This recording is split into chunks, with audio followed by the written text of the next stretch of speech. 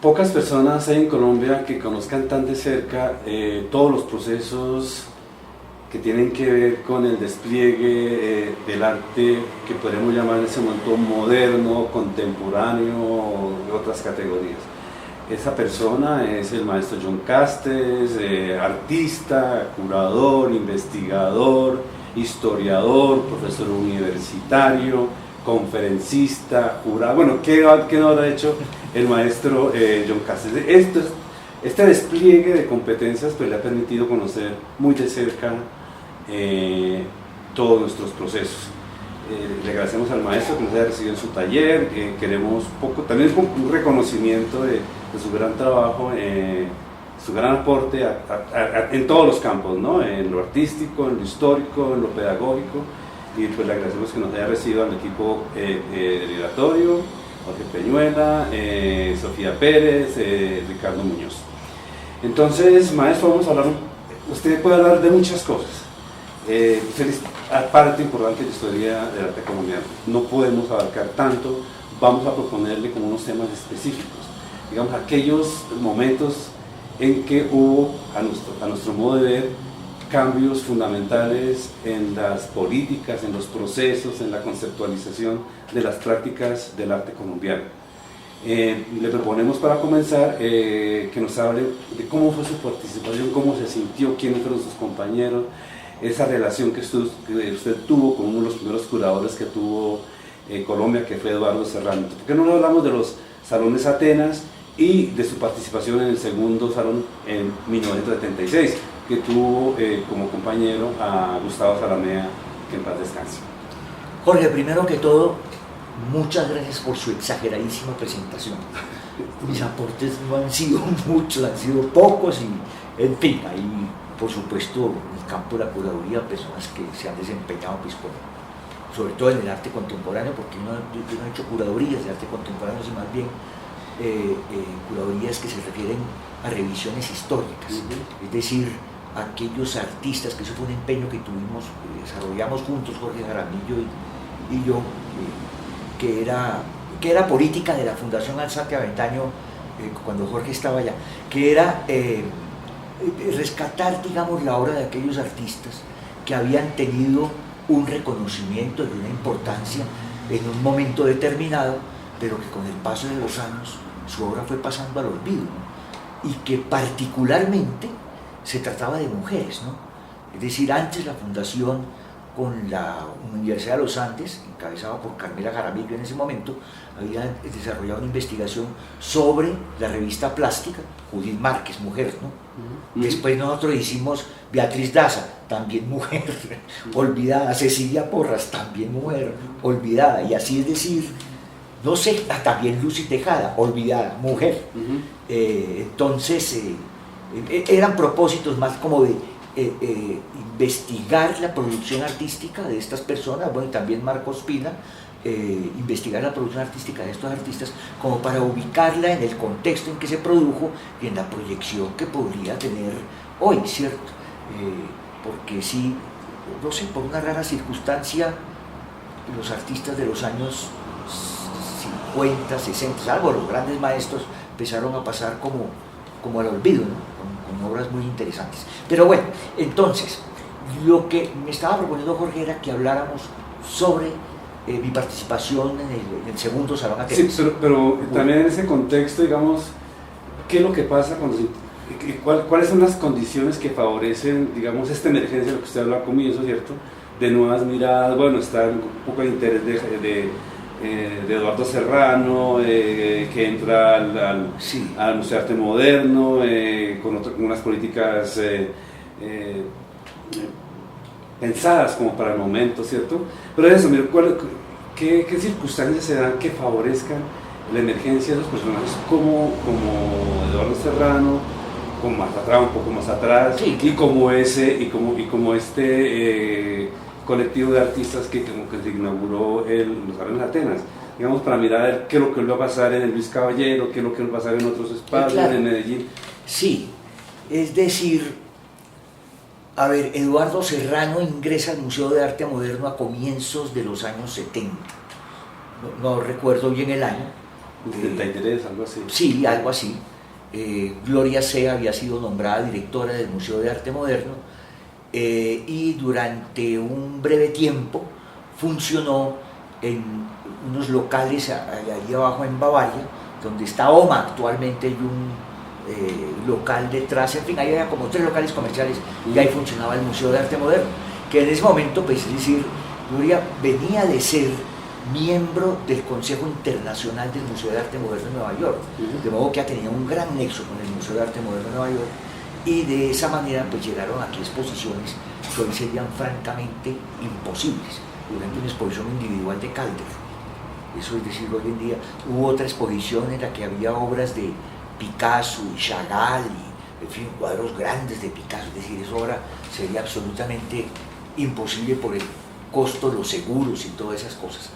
Y bueno, y ya después el Museo de Arte Moderno se trasladó al Planetario, donde después estuvo la Galería Santa Fe durante muchos años, al Planetario. Y ahí Eduardo Serrano empezó a trabajar en el Museo de Arte Moderno como curador. Eduardo Serrano introduce el término de curador, pero no solamente el término, sino como el concepto de curador. Entonces, una de las primeras, yo en esa época no conocía a Eduardo todavía, una de las primeras exposiciones que hizo tiene un concepto curatorial interesante, que se llamó Barranquilla, Cali, Medellín. Eso me parece que fue en el año 72, 73, por ahí en 2 años. Barranquilla, Cali, Medellín, con la finalidad, esto es una idea curatorial, de señalar que en la provincia se estaba produciendo un arte emergente, nuevo, y que el arte no era exclusivo, la producción de artes plásticas no era exclusiva de Bogotá como capital. Entonces, es decir, claro, allá incluyó Barranquilla, el grupo El Sindicato, que tal vez es el primer colectivo muy interesante. De Medellín estaban Juan Camilo Uribe, Rodrigo Calleja, bueno, no, tal vez no, bueno, no me acuerdo quién es más. Y de Cali, pues estaban Ever Astudillo, tampoco recuerdo en este momento quién es más, pero bueno, eran artistas nuevos, con una producción, pues es decir, novedosa, en algunos casos empatado con lo conceptual, y entonces, pues es decir, eso fue un señalamiento, pues lo que hacen los curadores, que es señalar cosas, tendencias, algo que está pasando, momentos de ruptura, ¿no? Y con un criterio semejante fue que se hicieron los salones Atenas. El primero fue en el 1975. Recuerdo que en ese salón participaron el Ramiro Gómez, Antonio Caro, Mariana Varela. Mariana Varela estuvo en el primer salón Atenas. Sí. Bueno, Mariana Varela y bueno, se trataba, y Javier Restrepo. Edgar Silva. Edgar Silva, claro. Antonio Barrera, que Miguel Ángel Rojas. Miguel Ángel Rojas, por supuesto, que estuvo en el primer salón Atenas. Claro.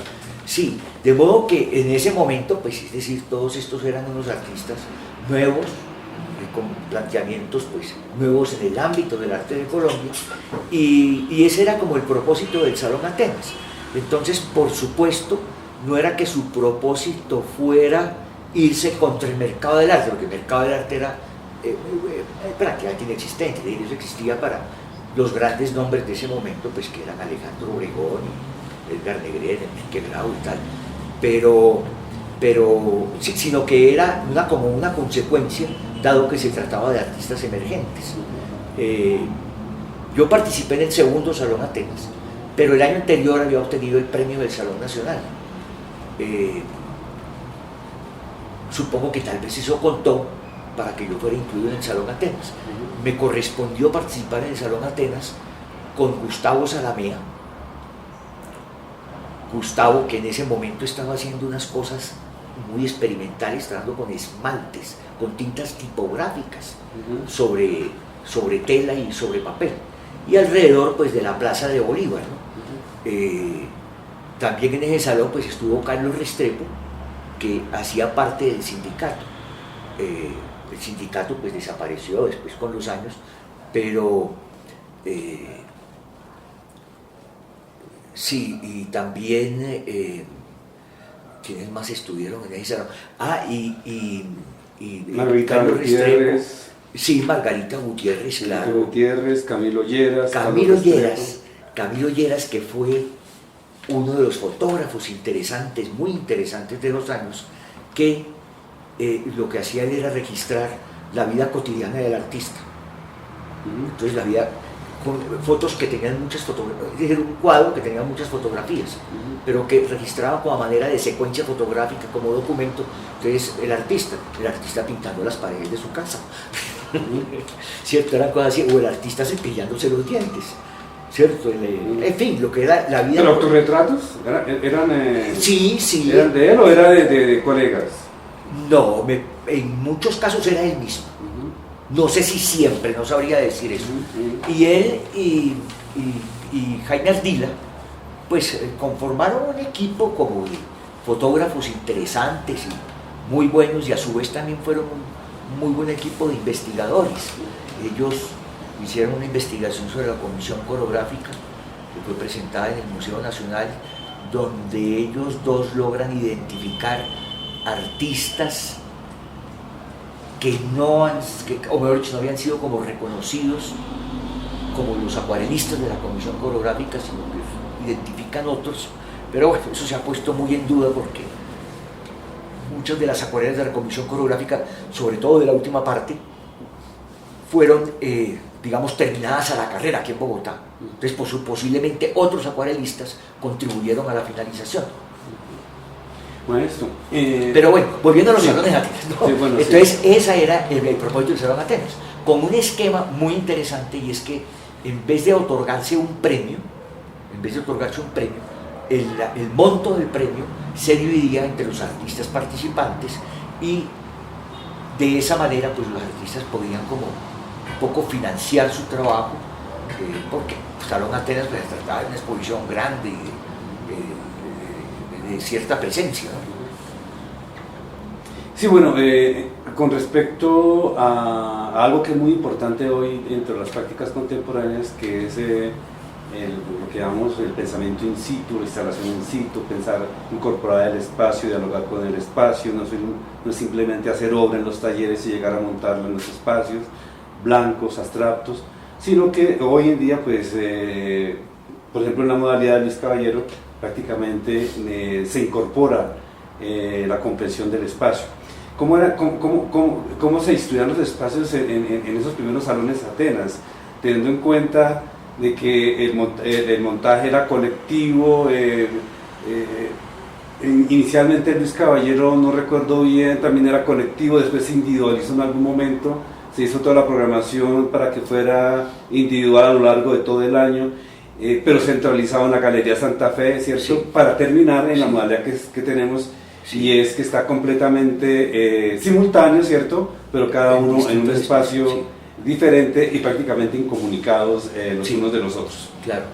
Sí. ¿Cómo pues el salón Atenas, pues obviamente Eduardo Serrano era el curador del museo, él era el director de montaje. Y él decía, tú expones allá, tú muestras allá. Claro, él distribuía las obras con los criterios que tiene pues un museógrafo, que es que pues, todas las obras, de acuerdo con su planteamiento, luzcan, se dejen ver, se dejen apreciar, ¿cierto? Es decir, no con el criterio de esconder obras, nada de esas cosas, ¿no? Es decir, era procurando que en su conjunto la exposición tuviera una lectura clara para el público.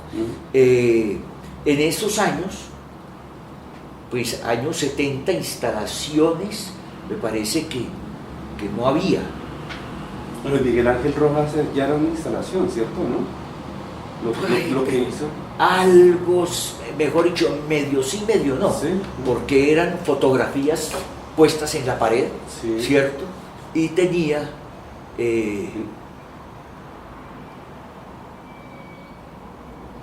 las baldosas con semen, fueron en esa, ¿no? Era un dibujo, como se llama, semen, sí.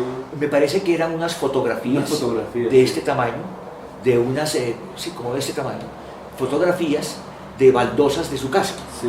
Y eso lo colocó en el como manera de piso, pero eran fotografías, y tenían semen, que en la ficha técnica se llama material orgánico. Sí era como algo de instalación, por supuesto, pero la instalación, digamos, de Miguel Ángel Rojas, que me parece que es del año 80 tal vez, grano, Ujú. en el Museo de Arte Moderno, que era un cuarto Ujú. con arenas, simulando también el piso con estas baldosas pues, que son muy populares. Y claro, se identificaba o se confundía con la realidad. A la entrada de esa sala, pues, en vez de puerta había un vidrio. Entonces, la gente miraba desde el vidrio y mucha gente pensaba, ¿y dónde está la obra de arte? Claro, el piso del Museo de Arte Moderno era de ladrillo, o es de ladrillo todavía, y esto era un piso como de baldosas entonces. Pero bueno, muchas personas, bueno, tal vez esa fue una de las, sí, yo creo que esa fue una de las primeras instalaciones en forma, como instalación, ¿no? Ujú. Después vino de Miguel Ángel Rojas Bío, en Alonso Garcés Galería, pero eso fue como en el año 82 tal vez, sí, o año 82. Lo recuerdo porque yo hice una exposición también al mismo tiempo, los dos tuvimos exposición simultáneamente en Garcés Velázquez en ese momento. Y bueno, y así continuaron los salones Atenas, y a diferencia del premio Luis Caballero, que empezó en 1996, yo estuve en el primero. 20 años. Sí, Llevamos 20 años. llevamos 20 años Ujú. del premio Luis Caballero.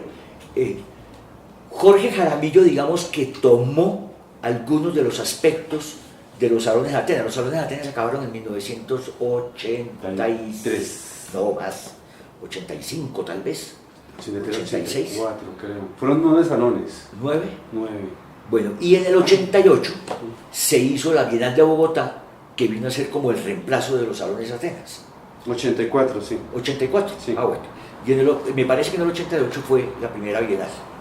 La primera Bienal, que ya tenía, pues, digamos, también más o menos la misma concepción, pero sobre un equipo curatorial, que por lo general muchas veces fue Miguel González, conociendo la parte del sur del país, Álvaro Barrios, la parte de la costa, también en algunos salones estuvo en ese comité Luis Fernando Valencia, la región de Antioquia y tal, y otros pues también en ese comité curatorial. Y se efectuaba también como el Salón Atenas por invitación, pero a criterio de ese comité curatorial, que más o menos funcionaba, que cada uno de estos del comité presentaba a unos artistas para discutirse en una reunión en pleno del comité, y de ahí salía como la selección definitiva para la Bienal de Bogotá. Los primeros salones de Atenas se llevaron a cabo pues, en el Planetario, donde era pues, la Galería Santa Fe, y los últimos salones de Atenas, o varios de ellos, se llevaron a cabo pues, en el Museo de Arte Moderno, en el edificio actual, en la primera etapa. Años después, Jorge Jaramillo, estando en el IDST, retomó algunos aspectos de los salones Atenas, como era, por ejemplo, el que fuera una bolsa de trabajo, una beca de trabajo, pero a diferencia de los salones Atenas, los salones de Atenas eran una gran exposición colectiva. Los premios Luis Caballero eran una exposición individual. Siempre fue individual. Siempre fue individual, yo creo que sí. Estoy casi seguro de que siempre fue individual en la Galería Santa Fe. Y siempre a lo largo del año. A lo largo del año, a lo largo del año. En unos Luis Caballero hubo más exposiciones, en otros menos. Eso también implicaba que los premios Luis Caballero no pudieran ser anualmente, porque si no, pues estarían todo el tiempo dedicado al premio Luis Caballero, lo que pues tampoco tiene como mucho sentido.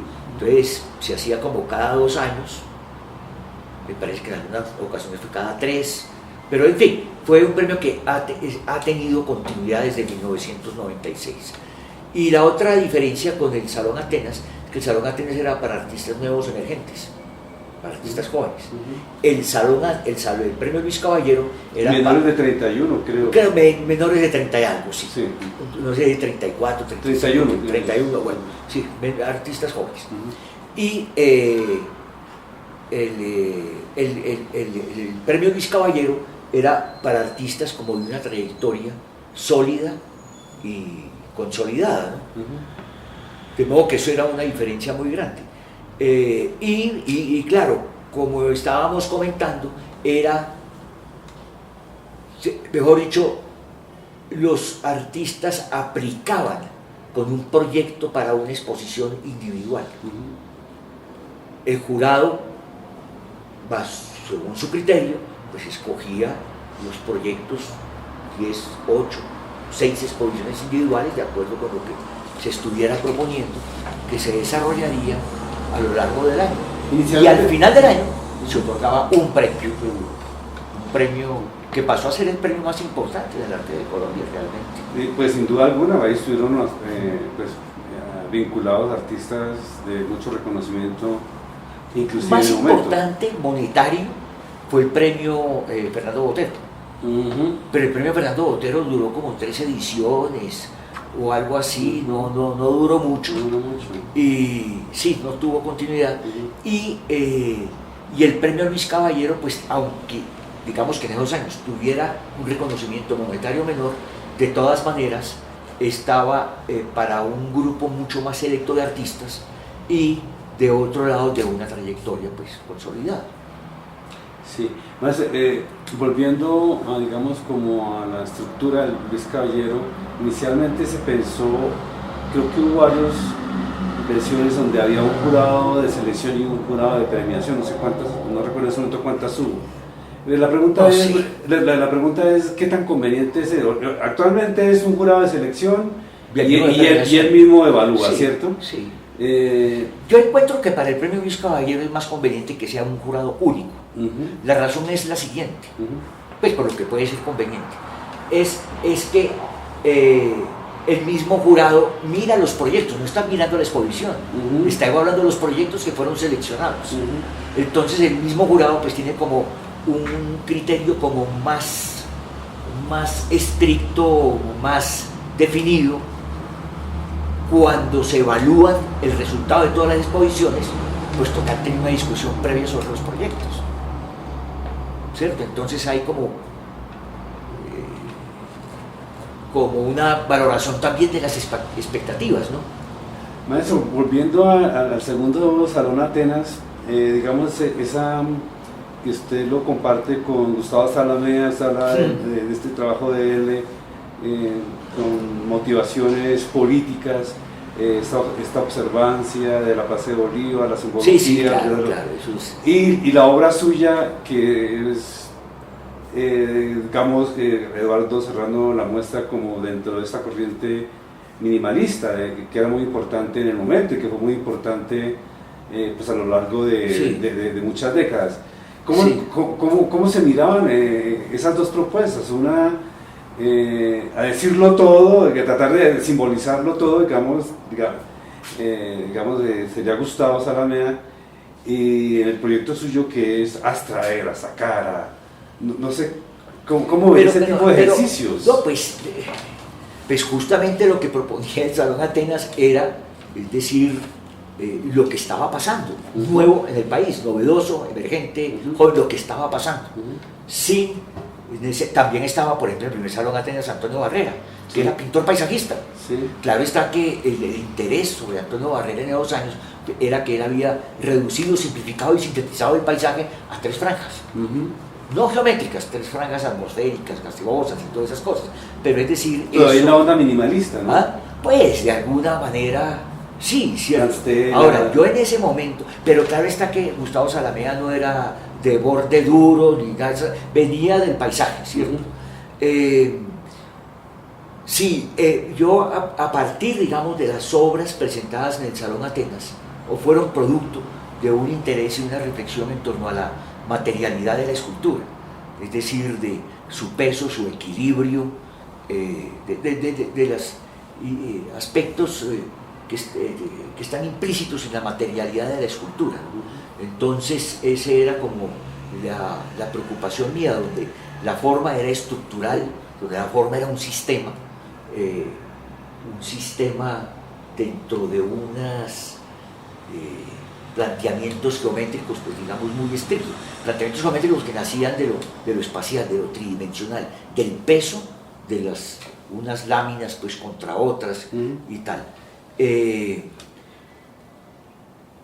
Si se quiere, pues se podría pensar que la obra de Gustavo y la obra mía pues estaban en lados opuestos. pero nosotros como personas nunca estuvimos en lados opuestos. Pues Gustavo y yo tuvimos no éramos grandes amigos, pero siempre tuvimos una relación muy, muy cordial y estuvimos juntos en muchas cosas, es decir, no solo en exposiciones de arte, sino también alguna vez Juan Luis Mejía nos citó y nos reunió con Carlos María Jaramillo para que hiciéramos una propuesta de renovación del Salón Nacional que nunca se llevó a cabo. Estuvimos también juntos en otros salones nacionales en que él fue jurado y yo hice la museografía, y en otro en el que él, no me acuerdo qué hizo, y yo fui jurado con Miguel González. ¿Sí? Es decir, estuvimos en muchas cosas, muchas veces juntos y en una relación muy cordial, y una cosa que a mí me sorprendió mucho, a todos nos sorprendió la muerte de él, pero yo no sabía que yo le tenía tanto aprecio a Gustavo. Sí, le tenía un aprecio muy grande. Y él fue un gran profesor y la gente lo quería mucho. Pero como te digo, Jorge, es decir, son planteamientos distintos, ¿no? Es decir, pero siempre tuvimos una relación muy, muy, muy cordial y muy, muy afectuosa. Al punto que en una época a nosotros nos confundían. ¿Pero físicamente o por la obra? Físicamente en algún momento nos confundían. Pero era más repuestico. Él era más repuestico. Pero en esos años no. En esos años no. Ya hace poco recordábamos eso con la esposa de Gustavo, muy curioso, muy chistoso, que él le decían a veces John, y a mí me decían Gustavo. Entonces, claro, yo respondía el saludo para no hacerlo quedar mal, ¿no? Pero sí, a veces nos confundían. Bueno, maestro, como decíamos al comienzo, con usted podemos hablar toda una tarde, pero esto es un formato para redes, para nuevos medios digitales, entonces vamos a precisar, ya vimos la relación, el vínculo entre Atenas. Algo fundamental en la cosa de Luis Caballero que estábamos hablando ahorita, es que dado que la sala de la vieja Galería Santa Fe, del Planetario, pues tiene un aspecto espacial que son dos curvas, pero esas dos curvas no son paralelas, tienen radios diferentes, y más aún me parece que son elípticas, que no son perfectamente circulares, pero son dos curvas que no son paralelas. Entonces la sala hacia el costado sur es más estrecha que hacia el costado norte, tal vez, sí, creo que sí. Sí, la ventana del costado norte es más ancha, más grande, el costado sur es más estrecho. Y esa sala solamente se ve completa desde un solo punto, que es desde el centro. Desde un extremo no se ve el final y desde el otro extremo tampoco se ve el extremo norte, no se ve desde el extremo sur. De modo que tiene una configuración espacial muy, muy particular, y claro que dentro de la concepción que Jorge Jaramillo tuvo de los premios Luis Caballero era que las obras, pues claro, tuvieran una relación con el espacio. Entonces eso fue un punto como determinante en todos los premios Luis Caballero. Cuando desafortunadamente la sala, la Galería Santa Fe salió del Planetario y empezó a ser errante por todo Bogotá ya desde hace unos 4 años tal vez. No, pero ya desapareció. ¿La Galería Santa Fe? Sí, desapareció. Sí, claro, ya no es ni errante siquiera. Ya no es errante, paró su martirio. Sí, está en la red. Es virtual, sí. Sí. Tenemos una red muy contemporánea. Sí, pero yo creo que eso es transitorio, ¿no? Como están las cosas, el recorte de presupuesto, recuerde que la alcaldía echó para atrás el proyecto del edificio para la Filarmónica, está parando mucho los proyectos que se iniciaron el año pasado. Bueno, sería otro tema, pero yo quería que... Pero me parece que la Galería Santa Fe está empezada ahí en la Concordia, ¿o no? Hablan que hay proyectos, pero en concreto no se ha visto nada. Bueno, no se ha visto nada. Sí, yo no he pasado por ahí para decir. Yo tampoco, últimamente tampoco he pasado. Decir, no, sí hay. Ya como que finalmente los artistas perdieron interés en eso, como que nunca les ha interesado, como que hay otra lógica se ha apoderado de los imaginarios. Sí, pero bueno, entonces la consecuencia es lo que estábamos señalando ahora, que estábamos comentando, que claro, el premio Luis Caballero está en distintos espacios, Y como estaba señalando, se lo estaba señalando ahorita, pues están desconectados, ¿no? Están desconectados. Son exposiciones, son 4, 5, 6, 8 exposiciones simultáneas, pero que están desconectadas. Las conecta un bus. Las conecta un bus. Se hace el recorrido. Sí, las conecta. Bueno, es un recurso, Sí, pues, sí, o si no, pues obviamente no, Sí. ha sido muy, muy difícil. Sí. Pero entonces ya lo del caballero va para mucho, ojalá en algún otro momento podamos centrarnos en eso, ahorita que están en el proceso de selección para la novena versión, son 20 años, se logra mantener, 20 años. mira de qué artistas se presentan, se han vuelto a presentar artistas que en el pasado se presentaron, Sí, claro. porque casi que había la creencia hasta hace unos 4 o 6 años que la lógica de admisión a Luis Caballero era parecida a lo del Atenas. En el Atenas nadie podía repetir, era innovar cada vez para tratando de buscar nuevos nombres, ¿no? Y parece que en algún momento se creyó que el Caballero también apuntaba a eso, y resulta que no. Entonces nunca se volvieron a aprender y entonces se dieron cuenta y comenzaron a volver los artistas que han participado. Sí. Pero bueno, entonces pasemos a lo del Salón Nacional, que es como lo que ahorita el punto como neurálgico, la dificultad, digamos, ese tránsito del 43 en Medellín, internacional, esta proyección internacional un poco presionada por la globalización, etcétera, y el actual, que tiene un concepto un poco local, centrado en el paisaje, centrado en el café, digamos, artistas importantes en Pereira, como Oscar Salamanca, dicen, bueno, es que ese concepto de paisaje tiene como una discusión con respecto, eso realmente muchos no están muy de acuerdo, a pesar de que él es un gran pintor y cierto, sí, claro. Dice eso, el paisaje no nos aporta mucho. Entonces, no sé, maestro, Claro, comenzando, a ver. mantenemos el concepto de salón, es importante. No, yo pensaría que sí, claro. El salón hay que... El concepto, es decir, Sí. esa denominación, salón, Sí, que sí, es sí, muy sí. de alta Claro, o sea que sociedad. cuando la gente quiere, pues es decir, menospreciarlo y todo, es que eso es decimonónico, eso es del siglo XIX. No. Los salones, pues es decir, hay muchos y muy debatidos, lo mismo que las bienales, ¿no? Lo que más o menos define el carácter de una bienal es que, tal vez a la manera de documenta en Alemania de Kassel, pues lo que se procuró inicialmente era en 4 años dar a conocer aquellos elementos como de ruptura, de cambios en el arte, ¿no? Y de ahí que, es decir, el documenta de Kassel o ese tipo de planteamiento, pues sea cerrado, no sea por convocatoria, no sea nada de eso, es a juicio de un director, de un comité curatorial, que dicen esto representa un cambio, esto no, entonces hagámoslo a un lado, es muy interesante, pero bueno, en fin, y finalmente pues hacen las invitaciones extendidas a los artistas, no a los países ni nada de esas cosas, de modo que, y eso fue muy importante la documenta de Kassel porque eso me parece que tuvo influencia sobre los demás eventos internacionales que se organizaban por países, como Bienal de San Pablo, Bienal de Venecia y tal. Los salones, pues yo creo que hay que preservarlos porque es un elemento pues como de diálogo, de confrontación, de debate en el arte, claro, y el debate en el arte se da es con las obras de arte, y enseguida pues entrarán los críticos, los teóricos, ¿cierto?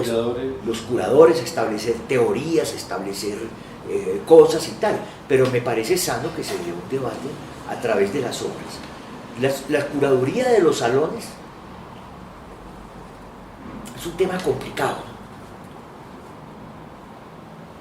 porque, por ejemplo, las curadurías de los salones regionales, que en un momento estaban ligadas, esas convocatorias para curadores en los regionales, estaban ligadas, digamos, a ciertos procesos culturales en las regiones, lo que pues lo hace interesante.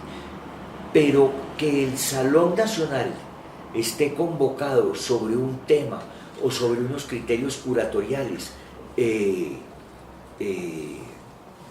los que sean, pues es decir, lo hacen un tanto excluyente. Yo creo que pensaría, ¿no?, no sé cómo, Jorge, pero pensaría que una organización conveniente sería aquella que articulara las dos cosas, es decir, una concepción curatorial de acuerdo con lo que se está produciendo en este momento y una apertura por convocatoria para que dentro de esos lineamientos pues quede abierto a los artistas que quieran participar. Maestro, es muy poco lo que se sabe. Se sabe que cuáles van a ser las líneas, cuáles son los conceptos, sabe quiénes son los curadores, qué función van a hacer cada uno de ellos, pero o sea, no se sabe qué artistas van a ir, internacionales, nacionales, y supuestamente el salón es en septiembre. Usted que tiene tanta experiencia en eso, con 5 meses estamos en mayo, junio, julio, agosto, y en 4 meses se alcanza a organizar un salón de esta dimensión que es el Salón Nacional. Lo que pasa es que no sabemos qué tanto haya avanzado la organización, eso sí, no sabemos, sí, ¿no? pero esperemos que sí. Sí, que claro, 4 meses. Lo de internacional también es una cosa que tiene sus ambigüedades, ¿no? Porque, bueno, uno dice, pues, o es el propósito, ¿no? Interesante que ciertos ejes curatoriales, ciertos ejes conceptuales del salón se confronten y se incluyan unos artistas internacionales que constituyen, pues digamos, un buen ejemplo de esos lineamientos conceptuales, ¿no? Pues parecería como interesante, pero yo creo que un salón nacional es nacional.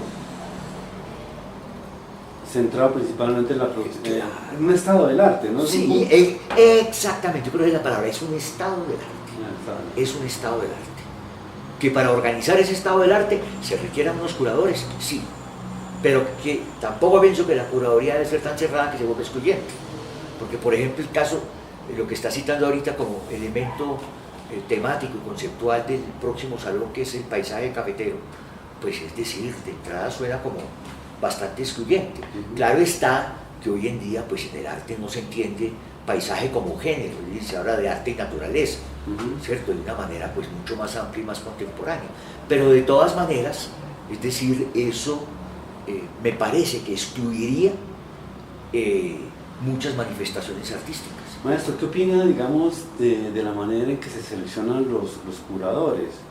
Independientemente de quiénes hayan sido seleccionados, digamos, Sí, ¿cuál fue el procedimimiento actual? El procedimiento actual es la Dirección de Artes manda a algunos curadores, ¿cierto?, que están haciendo curadurías, les manda una encuesta, les hace unas preguntas, ¿qué haría? No recuerdo exactamente qué es lo que les pregunta, ¿cierto? Hay un primer filtro, ¿no? Ellos dicen, le mandamos a tal, pero no le mandamos a tal, ¿cierto? Entonces contestaron y de esas respuestas pues seleccionaron el equipo curatorial que se tiene ahora. De todas formas, la gente queda como insatisfecha, dice, ¿por qué dentro de este amplio panorama que hay de curaduría, de producción, de exposiciones, ¿cierto? Se selecciona a unos, a otros no. No muy claro, ¿qué opina? Que es muy complicado normalmente los jurados, ¿no? Es decir, antes pues se hacía lo hacía el Consejo Nacional de Artes Plásticas, pues del Ministerio de Cultura, un Consejo de Artes Plásticas integrado por varias personas allegadas pues al arte, y nombraban los jurados pues que les parecía, por lo general alguno internacional, todos de acá, entre más renombre tuviera internacional pues mejor, y de esa manera fue que estuvo aquí. Ay caramba, se me olvida ahora el nombre del jurado, que después fue curador del Museo Whitney en Nueva York, que fue jurado aquí en Nacional, un señor de alto voltaje y de gran, fue jurado en el año 91, 92 me parece, David Anthony Ross, cierto, un señor de bastante presencia, y así pues ha habido jurados pues pero normalmente jurados pues muy complicado. Ahora hacerlo por una encuesta pues no sé, habría que ver cómo es la encuesta. Bueno, sí, es una encuesta, se hacen unas preguntas, los curadores responden y atendiendo a las respuestas que dan, entonces ellos seleccionan un equipo curatorial. Sí. Casi uno dice, bueno, demos la sensación de que se consultó, de que se abrió. Sí, que es claro, cierto, es un poquito más amplio. más amplio, Que el Consejo Nacional de Artes Plásticas. pero sin embargo, pero no igual dice, no un es... campo tan pequeño, no Sí, dice, pero es un campo muy pequeño, muy pequeño, claro. Sí, donde todo el mundo sabe a quién le mandaron encuesta y a quién no. Sí, ya, y comienzan las tensiones. ¿Y usted Sí, por qué claro. le mandó y a mí no? No, a mí no me mandaron porque yo les caigo gordo, pero es así. Sí, y a este ¿por qué le mandaron? No, es que tiene rosca. Sí, está bien. No tiene méritos, tiene rosca. Bueno, pero en fin, esas son... Bueno, el todo es que sean buenos jurados, que sea un buen comité curatorial. Sí, maestro. Yo recuerdo, digamos, ahí... Y es importante que eso tenga rotación. Sí. O sea, sí, siempre. Sí, que hay otras miradas, sí, Claro, está bien, por está bien. Digamos un poco de la discusión que se viene dando con este inconformismo, este disenso que introdujo don Aín Ospina con el último salón, se tiene que ver es con los criterios, ¿no?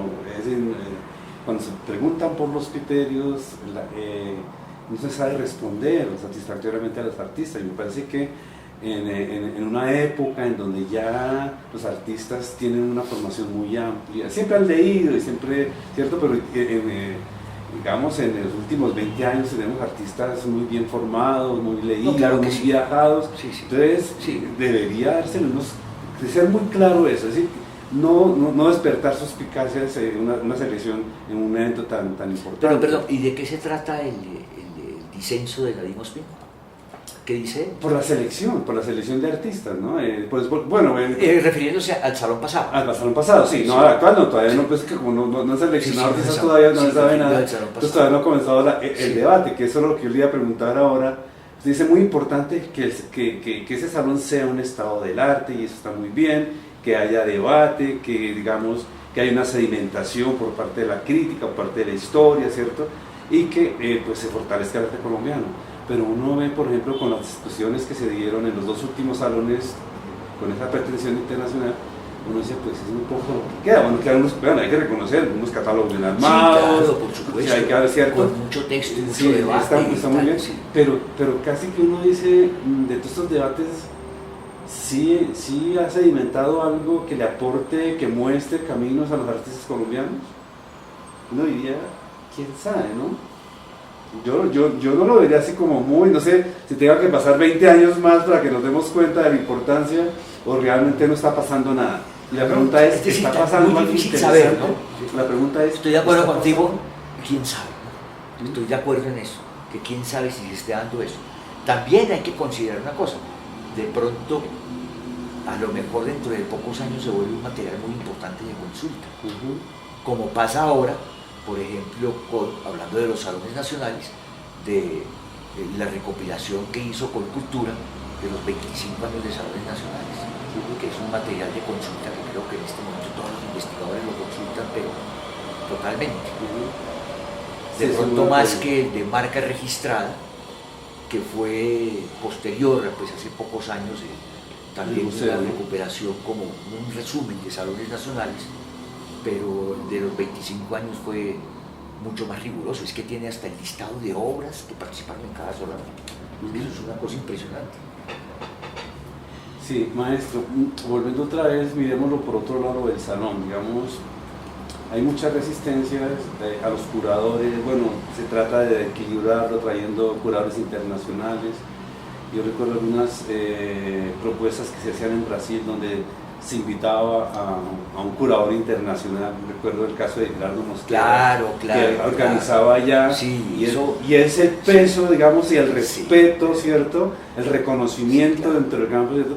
Que llega el señor, ¿cierto? Es que hay que ver una cosa también, Jorge, y es que Brasil tiene una gran tradición curatorial, impresionante, es decir, seguramente eso debido a las Bienales de San Pablo, que están desde 1953, creo, algo así, y al Museo así Chateaubriand del Museo de Arte de San Pablo. Entonces, hay una gran tradición curatorial. Entonces, no sé si en Brasil de pronto pasaba como la misma discusión, es que los curadores de los salones, no sé qué, hagámoslo más ajeno, invitan a Gerardo Mosquera y hace esa gran exposición que Mudanzas, ¿no? Que aquí hubo un compendio de ella en la Luciana, una exposición extraordinaria. Muy buena. Bueno, maestro, nos quedan unos minuticos para que nos hable su obra reciente. Esto estuvo exponiendo recientemente en 980. Sí. ¿Cómo se siente en estos espacios? ¿Cómo está dialogando usted con todas estas nuevas modalidades expresivas? Una especie como de neoconceptualismo que está como resurgiendo de sus cenizas, de esta cuestión performática que también está cogiendo mucha, pues, cada vez tiene más aceptación. Ya cerremos ¿cómo fue esa experiencia en 980?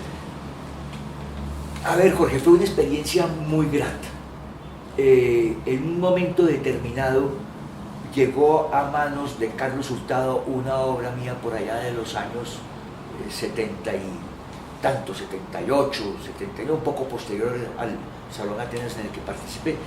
Y pues él no conocía ese tipo de obras, se fascinó con ella y después me propuso que hiciéramos una exposición que recogiera la obra mía de los años 70 y 80 que él encontraba con muchísima actualidad y como que sería interesante ahora. Jorge, cuando yo hice esas obras, que son láminas sueltas, recostadas a la pared y con una proyección de pintura sobre la pared, como buscando una relación como arquitectónica entre lo tridimensional y las paredes y los soportes y la materialidad del arte que le comentaba ahora, que de alguna manera pues tienen alguna afinidad con el arte conceptual. Y entonces esas obras yo las hice pues usando láminas, cortaba una, la usaba para otra, para la siguiente, la empataba con otra que ya tenía, en fin, así, ¿no? Y no tuve como mayor interés en esa época y me ha sorprendido el gran interés que ha despertado esas obras ahora. Entonces pues me he sentido muy contento con esa experiencia pues del 980, que también la galería pues publicó un pequeño libro, pues un libro interesante bajo la curaduría y el texto de Osbel Suárez, pues que él vive en Madrid y tiene pues bastante conocimiento del arte de América Latina, porque ha hecho varias cosas pues sobre América Latina, ¿no? De modo que, es decir, ha sido pues muy grato y muy buena esa experiencia, ¿no? Bueno, maestro, ya la última pregunta, la de cierre, que tiene que ver con el Luis Caballero. Digamos, vimos una obra de Consuelo Gómez instalada en las cruces, sí. A mi juicio muy bien puesta en su punto, ¿sí? Eso no se lo mide es decir, no se la pasó, no consideraría en algún momento presentarse al premio Luis Caballero, teniendo en cuenta que Consuelo Gómez y usted tienen unos diálogos estéticos pues bastante interesantes, ¿no? Pues Jorge... Se cierran las inscripciones en junio, maestro. ¿En junio? En junio. No voy a tener tiempo. Porque tendría que tener una idea, claro, una idea muy clara, sí, antes de pensar en eso. Y de todas maneras, pues, sí, no, para junio no tendría tiempo. Pero, mejor dicho, no digo ni que no ni que sí. En algún momento, claro que, si se dan las circunstancias, claro que me interesaría de pronto participar en el premio Luis Caballero. O sea, que le gusta esta nueva modalidad de trabajo. Es distinto de cuando era la Galería Santa Fe, es que es una lástima que no se dé eso, y lo que es una lástima verdaderamente es que la ciudad no tiene un espacio expositivo. No tiene. El distrito como tal no tiene un espacio expositivo.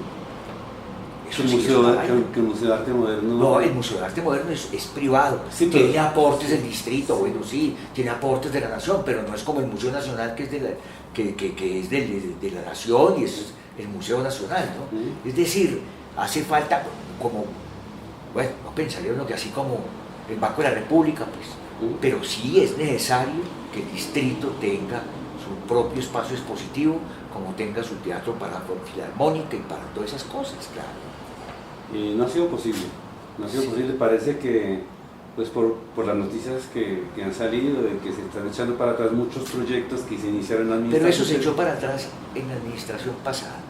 por unas discrepancias con la Universidad Nacional que no sé si desarrolló el proyecto o el programa de necesidades y se fue incrementando. Eso fue el año pasado, o sea que hubo discrepancias con lo que se fue incrementando el presupuesto de una manera impresionante. Desde lo que estaba presupuestado inicialmente y los planos que estaban como hechos para tantas salas, para tanta capacidad, de pronto apareció duplicándose y aumentándose y aumentándose. Me imagino que en ese afán como un tanto idealista de que no tengamos una sala más grande, no tengamos 10 camerinos en vez de 4, supongo que de pronto por ese tipo de razones, pero hubo una discrepancia entre la Secretaría de Cultura y la Universidad Nacional, que algo estaba haciendo con el proyecto de la Orquesta Filarmónica. Pero yo espero, supongo y creo que, es decir, que eso en algún momento se tiene que dar. Lo mismo que la nueva Galería Santa Fe o como se le quiera llamar, eso tiene que darse, es para atrás, pues, como el cangrejo, no puede ser. Maestro John Castells, muchas gracias. Muchísimas gracias. Podríamos hablar mucho más, pero para el formato, que es para, como decíamos, para redes sociales, pues no queda muy pesado. Entonces, hemos aprendido mucho, hemos recordado momentos importantes de la historia del arte colombiano, en la cual usted tiene un lugar muy, muy importante y lo sigue teniendo. Muchas gracias. Bueno.